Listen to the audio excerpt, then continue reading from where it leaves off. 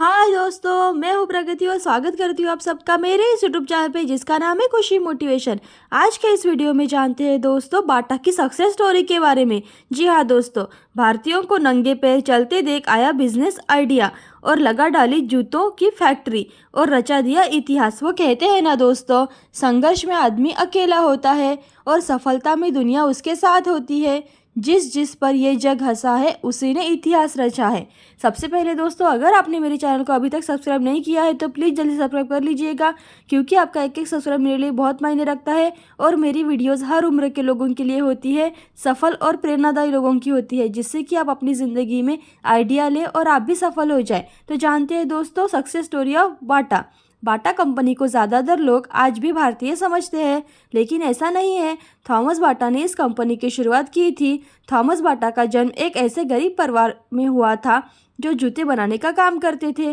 साल 1932 में थॉमस की मौत के बाद बाटा को उनके भाई जैन एंटोनिन बाटा ने संभाला था।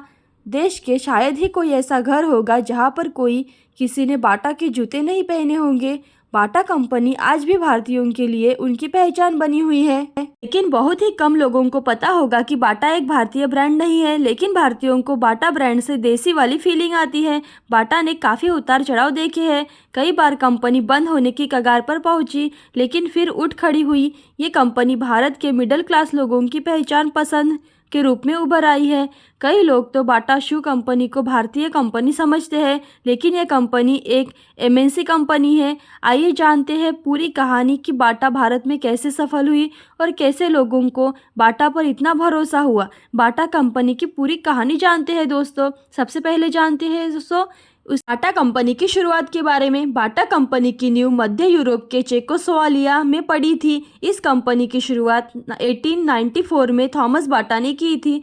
थॉमस बाटा का जन्म एक ऐसे गरीब परिवार में हुआ था जो जूते बनाने का काम करते थे। जब कारोबार चल पड़ा तो उन्होंने कर्ज लेकर इसे और बड़ा बनाने की योजना बनाई, लेकिन हालात बिगड़ गए और बिजनेस ठप पड़ गया। कर्ज न चुका पाने के कारण हालात और खराब हो गए। हालात इतने खराब हो गए कि कंपनी को दिवालिया घोषित करना पड़ा। इसके बाद थॉमस इंग्लैंड आ गए और एक जूता कंपनी में मजदूरी करना शुरू कर दिया। काम करने के दौरान वहां जूते के व्यापार की बारीकियों को समझा और वापस अपने देश लौटकर नए सिरे से काम शुरू किया। अब जानते हैं दोस्तों दूसरे देशों में खोले स्टोर। इस बार बिजनेस चल पड़ा और थॉमस ने व्यापार बढ़ाने के लिए दूसरे देशों में भी स्टोर खोलने शुरू किए। साल 1925 तक बाटा की दुनिया में भर में 122 ब्रांच खुल चुकी थी। अब बाटा जूतों के साथ मोचे और टायर भी बनाने लगी थी। देखते ही देखते यह कंपनी बाटा ग्रुप में तब्दील हो गई थी। अब जानते हैं दोस्तों भारत में कैसे मिली सफलता। भारत में बाटा की कहानी काफ़ी दिलचस्प है।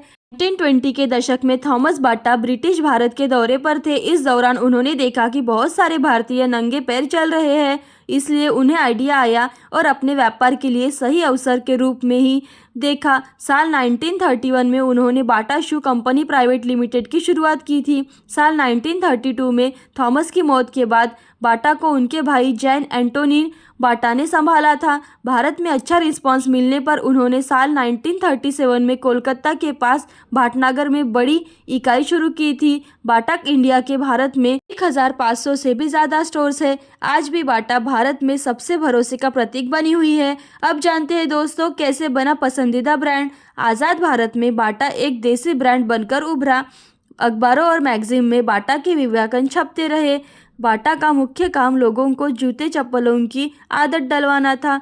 बाटा का नाम ऐसा था कि भारतीय इसे आसानी से बोल सकते थे। ये सुनने में भी विदेशी नहीं लगता था, इसलिए लोग यकीन कर पाते थे कि यह तो इंडिया का ही ब्रांड होगा। आज बाटा के जूते चप्पल लगभग 30,000 अन्य रिटेल जूतों की दुकानों में सप्लाई होते हैं। यानी अगर आपके घर के पास अगर बाटा का शोरूम नहीं हुआ तो मुमकिन है कि एक छोटी सी जूते की दुकान पर भी आपको बाटा के जूते आसानी से मिल जाएंगे। दोस्तों इस कहानी से हमने यह सीखा कि अगर एक छोटा सा आइडिया भी हम उसे अच्छे से यूज़ करें तो ज़िंदगी में सफल हो जाते हैं। और बाटा कई सालों से चलता आया है और आज भी वो लोगों के दिलों में राज कर रहा है और इतिहास में भी उसका नाम लिया जाएगा। तो ऐसी ही अच्छी कहानी और मोटिवेशनल वीडियो देखते रहने के लिए खुशी मोटिवेशन को लाइक शेयर सब्सक्राइब जरूर कीजिएगा। Thank you so much.